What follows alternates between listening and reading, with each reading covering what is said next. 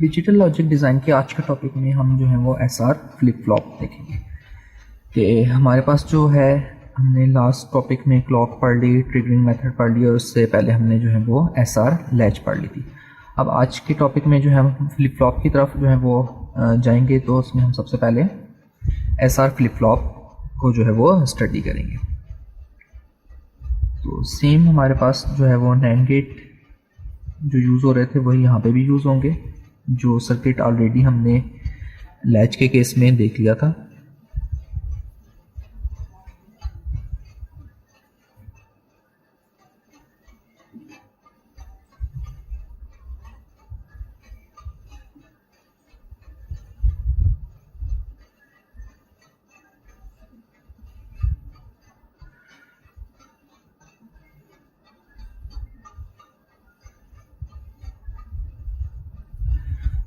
तो सिर्फ डिफरेंस हमारे पास क्या आया कि वहाँ पे हमारे पास जो है वो अनेबल यूज़ कर रहे थे और यहाँ पे हम जो है वो एक क्लॉक पल्स जो है वो अपनी यूज़ करेंगे अपने फ्लिप फ्लॉप के लिए।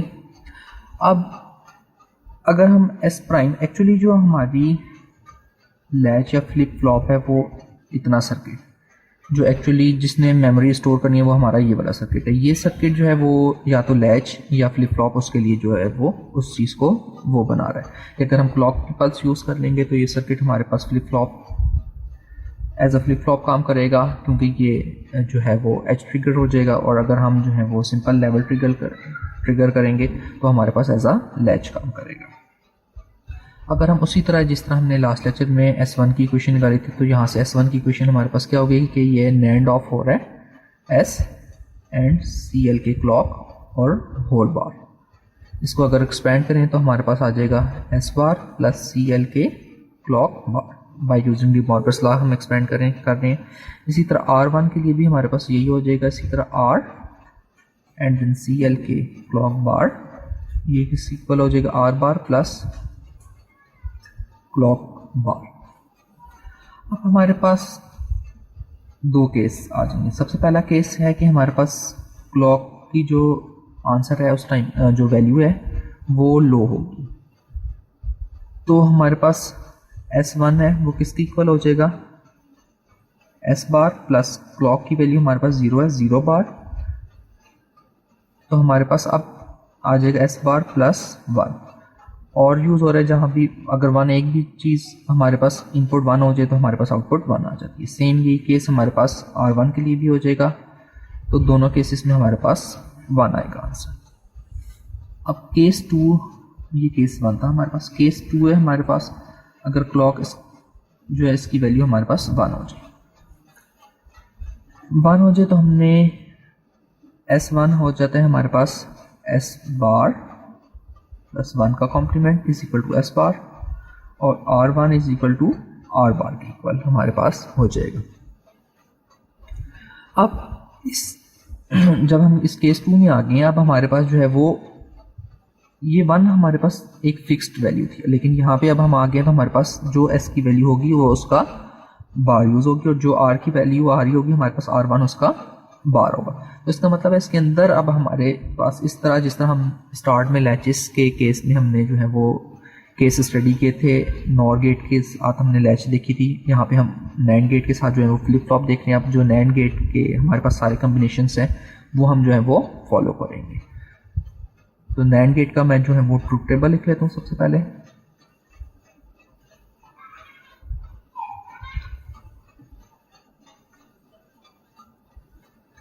तो ये मेरे पास आ गया सबसे पहले नैंड गेट का ट्रुथ टेबल। अब इस केस 2 के अंदर फर्दर हमारे पास जो है वो डिफरेंट केसेस आएंगे। सबसे पहला केस हम ले लेते हैं, लेट्स से हमारे पास S इज इक्वल टू जो है वो 0 है और R इक्वल टू 1 है। इस केस में जो है वो हमारा जो फ्लिप फ्लॉप है वो कैसे बिहेव करेगा, इसका मतलब है Q एंड Q बार का आंसर हमने जो है वो कैलकुलेट करना है, वो हमारे पास क्या आएगा। हमने यहाँ पे ये S एंड R इधर जो है वो हमने 0 एंड 1 अप्लाई कर दिया, 0 एंड 1 और क्लॉक का भी जो वैल्यू है वो हमारे पास इस टाइम पे 1 है। आप यहाँ से इस केस के अंदर आ जाएंगे तो S1 हमारे पास आ जाएगा, यहाँ से हम कैलकुलेट करेंगे S1 आ जाएगा S का बार, इसका मतलब है 1 एंड आर आ जाएगा हमारे पास, R1 हमारे पास आ जाएगा 0। इसके अकॉर्डिंगली अब हम जो है वो Q एंड Q बार को फाइंड आउट कर लेंगे। हमारे पास S1 का अब जो है वो आंसर आ गया 1 और R1 का आंसर आ गया हमारे पास 0।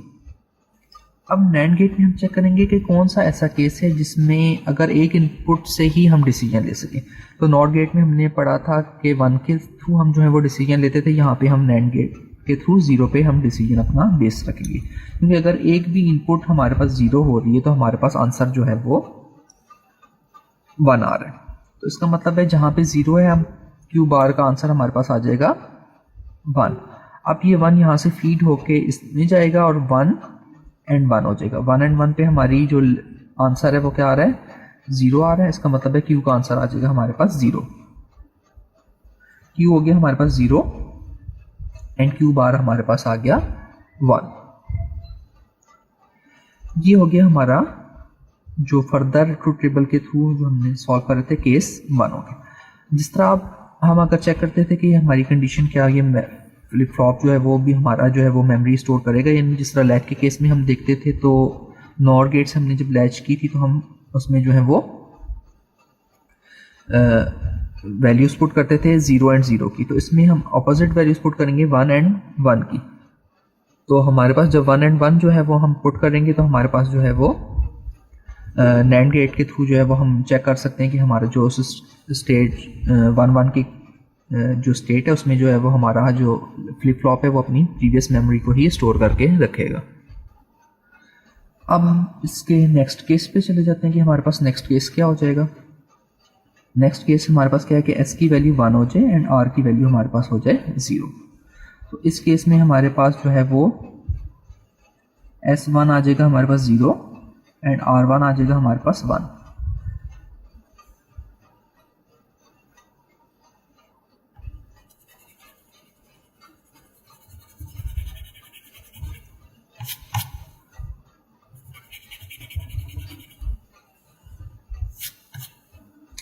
अब S का आंसर आ गया हमारे पास 1 जो नेक्स्ट केस है एंड R का आंसर आ गया हमारे पास 0। तो S1 हमारे पास आ गया 0 एंड R1 आ गया हमारे पास 1।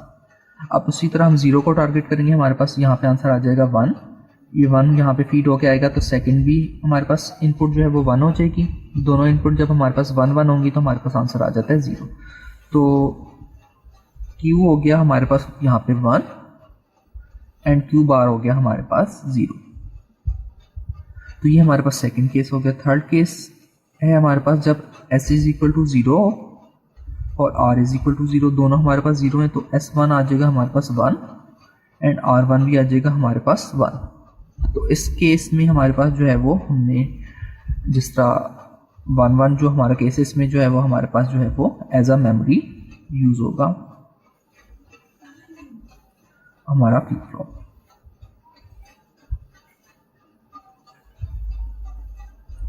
और फोर्थ केस हमें पता है कि जिस तरह वहाँ पे हमारे पास एक केस ऐसा था जिसको हम यूज़ नहीं करते थे, यहाँ पे हमारे पास कौन सा केस है जब S इज इक्वल टू 1 हो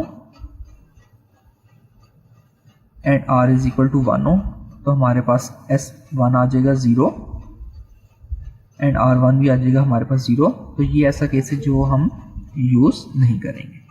तो यहाँ तक हमने अपनी जो है वो फ्लिप फ्लॉप का जो है वो जर्नल जो है वो वर्किंग देख ली है कि वो जब हमारे पास S एंड R की वैल्यू क्या क्या होती हैं तो उस पर अपना जो Q एंड Q बार की जो वैल्यूज़ हैं वो किस तरह चेंज हो रही हैं। अब जो है वो हम SR फ्लिप फ्लॉप का जो है वो ट्रूथ टेबल डेवलप कर लेंगे। यहाँ से ये जो हमने एक चीज़ें कैलकुलेट की हैं,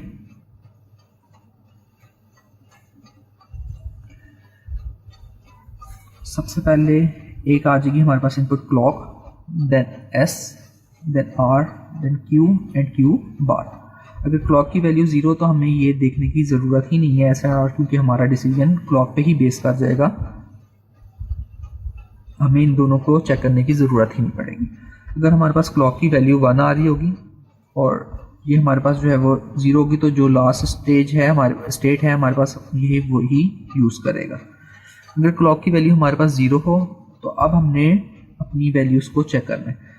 0 0 के केस के लिए हमारे पास जो है वो क्या यूज कर रहा है एज अ मेमोरी।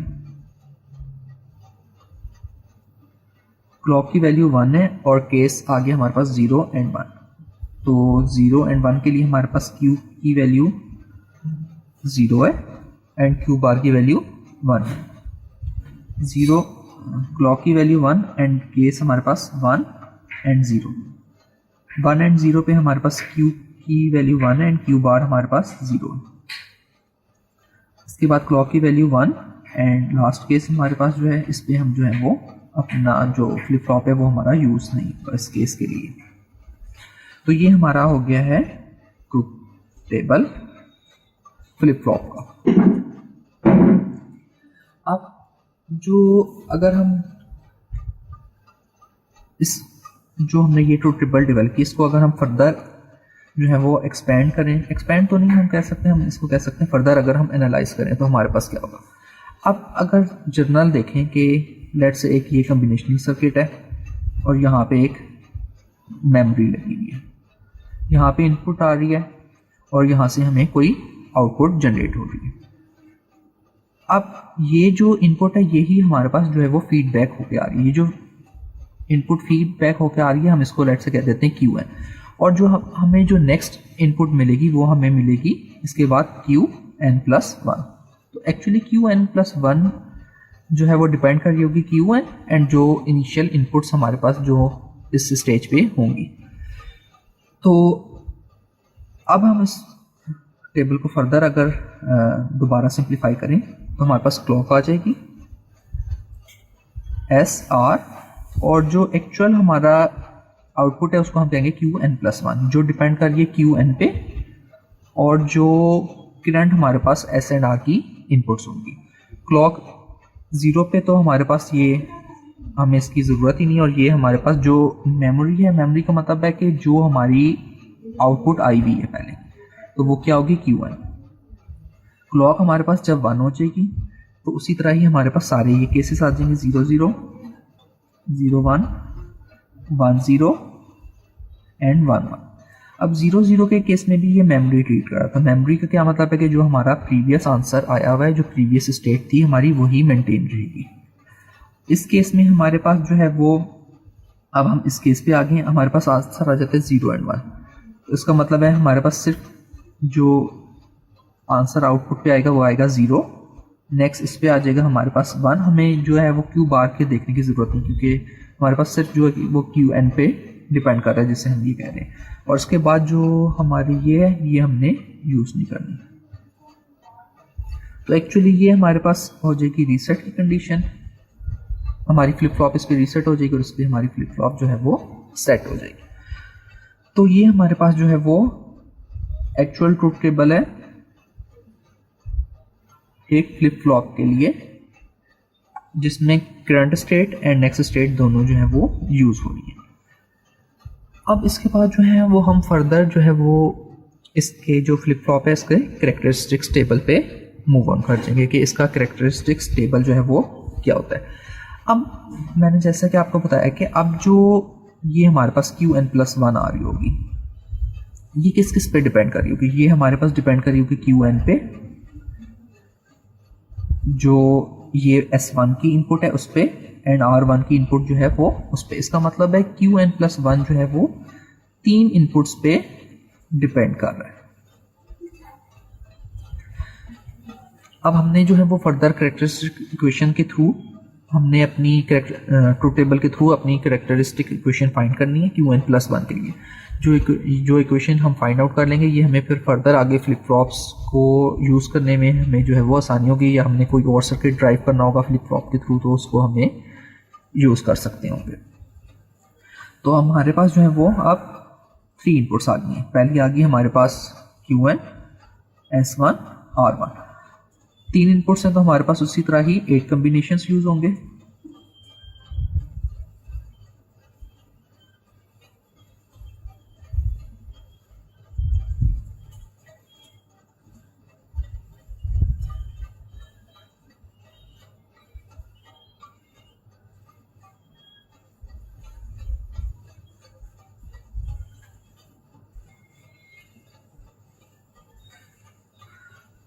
ये हमारे जो है वो टोटल कम्बिनेशंस 8 कम्बिनेशंस जो है वो हमने बना लिए और हमारी एक्चुअल आउटपुट क्या है Qn+1। अब हमने अपनी जो है वो इन इनपुट्स को देख के अपनी जो है वो Qn+1 जो है वो हमने डिसाइड करनी है कि हमारी जो Qn+1 की वैल्यू है वो एक्चुअली क्या होगी। और ये हम अपनी जो है वो जो हमने ट्रूथ टेबल फाइंड आउट किया फ्लिप फ्लॉप का उसके थ्रू जो है वो हम ड्राइव करेंगे। अब हमने चेक करना है कि जब s की वैल्यू हमारे पास 0 होती है, r की वैल्यू 0 होती है, तो Qn+1 क्या होता है, जो भी Qn की वैल्यू होती है, s की वैल्यू 0, r की वैल्यू ये एक्चुअली हमारे s1 एंड r1 हो जाएंगे। तो अब हमारे Qn, Sn एंड Rn को हमने देखना है कि इनकी कम्बिनेशंस में हमारे जो Qn+1 है इसकी आउटपुट हमारे पास क्या होगी। अब यहाँ से हम देखेंगे S एंड R की वैल्यू, अगर S एंड R 0 0 होती हैं तो हमारे Qn+1 का आंसर हमारे पास आता है Qn। इसका मतलब है कि जब 0 0 हमारे पास एक ये कम्बिनेशन है और एक ये कम्बिनेशन, इसमें इसके ऊपर जो Qn का आंसर आ रहा होता है, जो Qn की स्टेट होती है या 0 या 1, वही यहाँ पे आ जाती है। यहाँ पे आ जाएगा हमारे पास 0 एंड यहाँ पे आ जाएगा हमारे पास 1। इसके बाद हमने देखना है कि लेट्स से हम जहाँ पे 0 एंड 1 होता है, s की वैल्यू 0 एंड r की वैल्यू हमारे पास 1 होती है, तो हमारे पास Qn+1 क्या आता है 0। तो हम 0 एंड 1 देख लेते हैं, तो हमारे पास यहाँ पे भी आंसर हमारा क्या आ जाएगा 0। इसी तरह 0 एंड 1 हमारे पास ये इधर भी है, तो यहाँ पे भी हमारा आंसर आ जाएगा 0। अब नेक्स्ट इसके बाद हमने देखना है 1 एंड 0, कि s की वैल्यू 1 एंड r की वैल्यू 0, तो हमारे पास Qn+1 का आंसर आता है 1। तो हमारे पास आ जाएगा 1 0 इधर एंड 1 0 इधर, तो यहाँ पे हमारा आंसर आ गया है 1। इसके बाद 1 1 पे जो है हमारा आंसर क्या होता है, हम इसको यूज़ नहीं करते, हम इसको डोंट केयर से रिप्रेजेंट कर देंगे, जो हमारे पास क्रॉस आ जाएगा। अब हमने क्या करना है कि हमने जो है वो इसका के मैप से हम जो है वो Qn+1 की कैरेक्टरिस्टिक्स इक्वेशन जो है वो फाइंड आउट कर लेंगे।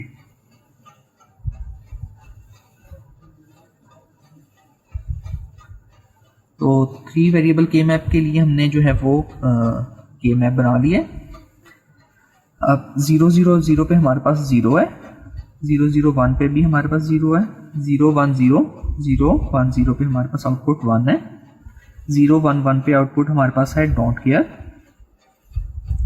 फिर इसी तरह हम फर्दर आगे फिल करें, 1 0 0 पे हमें आउटपुट मिल रही है 1, 1 0 1 पे हमें आउटपुट मिल रही है 0, 1 1 0 पे 1 एंड 1 1 1 पे हमें डोंट केयर मिल रहा है। तो हमारे पास एक ग्रुप बन जाएगा, इन 4 1s का इकट्ठा बन जाएगा, एंड एक हमारे पास ग्रुप बन जाएगा इस 1 का और इस 1 का।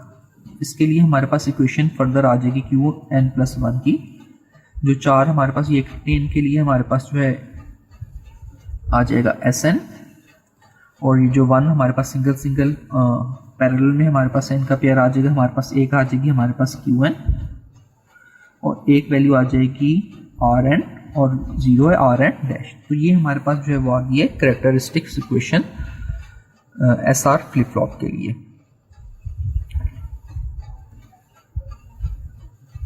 तो ये हमारी हो गई है कैरेक्टरिस्टिक्स इक्वेशन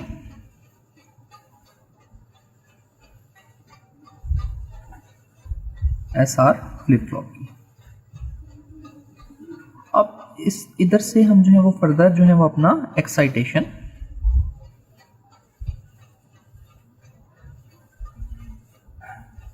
टेबल जो है वो फाइंड आउट करेंगे।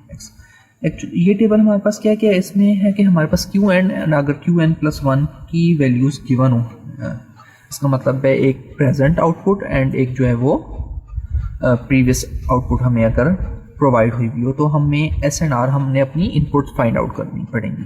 तो इनपुट फाइंड आउट करने के लिए हमें जो है वो इस टेबल से जो है वो हम हेल्प लेंगे। अब हमारे पास इनपुट हो जाएंगे Qn एंड Qn+1, 2 इनपुट्स हैं तो हमारे पास 2 कॉम्बिनेशंस आ जाएंगे, और हमने जो है वो अपनी इनपुट्स फाइंड आउट करनी है S एंड R के। इन आउटपुट्स को देख के Qn एंड Qn+1 को देखते हुए हमने जो है वो अपनी आउट इनपुट्स जो है वो फाइंड आउट करनी है, जो एक्चुअली अभी हमारी आउटपुट्स होंगी एस एंड आर। अब हमने चेक करना है कि हमारे पास जो हमारे पास करेक्टरिस्टिक्स टेबल है एस आर फ्लिप फ्लॉप का, उसको हम यूज़ करते हुए जो है हम एक्साइटेशन टेबल जो है वो उसे कंप्लीट करेंगे। अब हमारे पास इस केस में और इस केस में जो है वो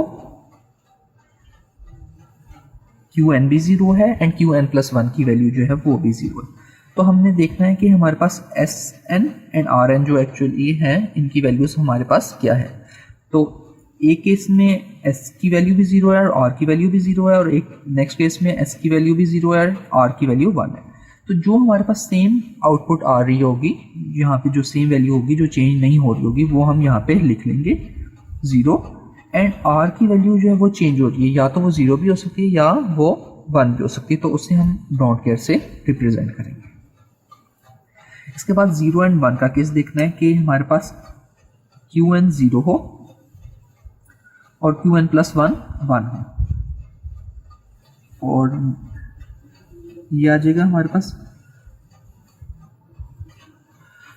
और हमारे पास ये आ जाएगा। इसमें हमारे पास Q N plus one don't care है, वो या कुछ भी वैल्यू हो सकती है, तो हम इस केस को ही देख लेंगे। अब ज़ीरो एंड वन के केस में हमारे पास एस एन की वैल्यू वन हो रही है और आर की वैल्यू हमारे पास ज़ीरो आ रही है, तो ये आ जाएगा हमारे पास वन एंड ज़ीरो।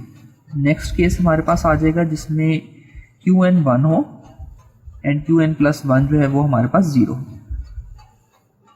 ये केस आ जाएगा हमारे पास। इस केस को हम देखें तो हमारे पास एस की वैल्यू ज़ीरो है एंड आर की वैल्यू हमारे पास जो है वो वन है। अब इसके बाद ऐसा केस देखें जिसमें क्यू भी वन है और क्यू एन प्लस वन भी वन है। इस केस में अब हम देखें तो हमारे पास एस की वैल्यू ज़ीरो से वन चेंज हो रही है और आर की वैल्यू ज़ीरो ज़ीरो। इसका मतलब है एस हमारा डोंट केयर हो जाएगा और आर की वैल्यू जो है वो हमारे पास आ जाएगी हमारे पास ज़ीरो। तो ये हो गया हमारा एक्साइटेशन टेबल फाइंड आउट हो गया है, जो हम फर्दर जो है वो फ्लिप फ्लॉप्स को जहाँ यूज़ करेंगे उसके लिए हमें ज़रूरत पड़ेगी इस टेबल। तो आज के लेक्चर में हमने जो है वो फ्लिप फ्लॉप को जो है वो डिटेल में स्टडी की है, उसकी केसेस देखे हैं कि उन केसेस पे जो है वो ट्रू टेबल हमारा जो है वो फ्लिप फ्लॉप का क्या होगा। ट्रू टेबल के बाद जो है वो हमने करेक्टरिस्टिक्स इक्वेशन फाइंड आउट की है बाय यूजिंग करेक्टरिस्टिक्स टेबल जो है वो हमारा। उसके बाद फाइनली लास्ट में हमने जो है वो एक्साइटेशन टेबल फाइंड आउट की है अपनी एस आर फ्लिप फ्लॉप के लिए, जो हम फर्दर कहीं भी यूज़ कर सकते हैं, ताकि फॉर एग्जांपल काउंटर्स हो गए या और सर्किट जो हमारे फ्लिप फ्लॉप यूज़ करते होंगे उनको बनाने के लिए हमें जो है वो इन सर्किट्स की मदद आएगी। उम्मीद है आपको आज का लेक्चर भी पसंद आ गया होगा। अगर आपका कोई भी कमेंट क्वेश्चन वगैरह हो तो आप मुझे कमेंट सेक्शन में ड्रॉप कर सकते हैं। Thank you.